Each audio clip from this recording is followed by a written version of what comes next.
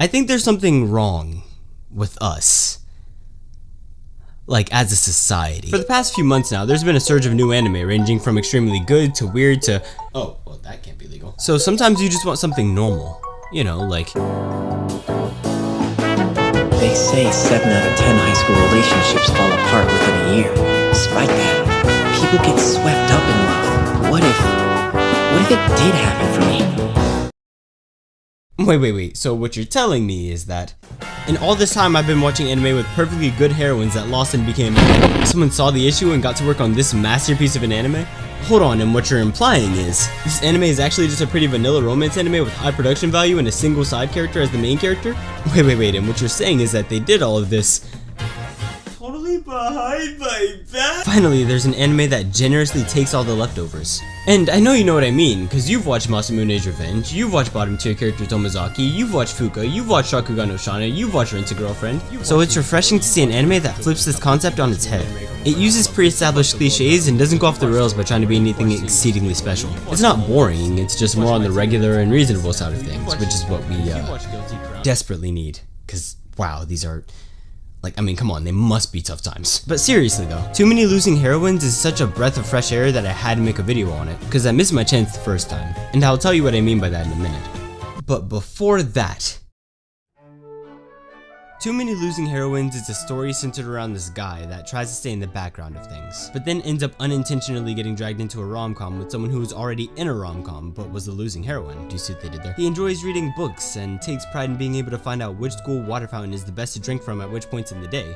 And he really likes cafes, I think? Look, I'm trying.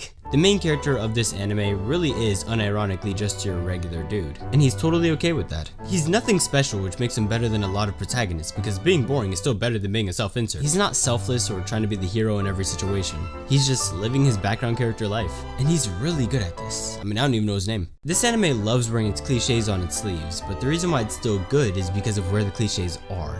The character's physical features and backstories may be overused and worn out, but that's kind of the point here. It'd be different if the anime did the same for the characters' personalities, the music, or the art style, which they clearly didn't. I just love it because this anime is so incredibly unspectacular. Which is actually a good thing, because lately, not 1, not 2, but 3. 3! See, I think we have a very serious problem when 3 anime released in 1 year that I won't even... Okay, look, I'm not saying a single one of these out loud. It's one thing to stand out for having a slightly odd or unreasonably long name, but these tip the scale to such a far extreme that watching a neutral anime to balance it out wasn't a choice, it was a necessity. And that's part of the reason why I've been watching Too Many Losing Heroines as it's coming out, because I need a palate cleanser. And maybe these are actually good anime, I don't know, I haven't watched them. But I also don't plan on it, because I'm not really interested in the borderline illegal genre, so. Oh, and also one more thing, this anime is actually really good. I almost forgot about that part. I've seen one singular anime like this before called Tsukigakire. For that pronunciation, I formally apologize. It was basically your average vanilla romance anime between 2 average vanilla characters, but things like the world and the small animation details made it feel unique. Instead of using strictly sharp colors for a lighthearted tone, or dark gradients for a more serious one, this anime took a different route, and this might just be me, but I really liked it. It's a strange feeling of familiarity and nostalgia, and you know, it's pretty funny because you've never seen this anime. You were probably busy watching more important things, like My Wife Becomes an Elementary School Student.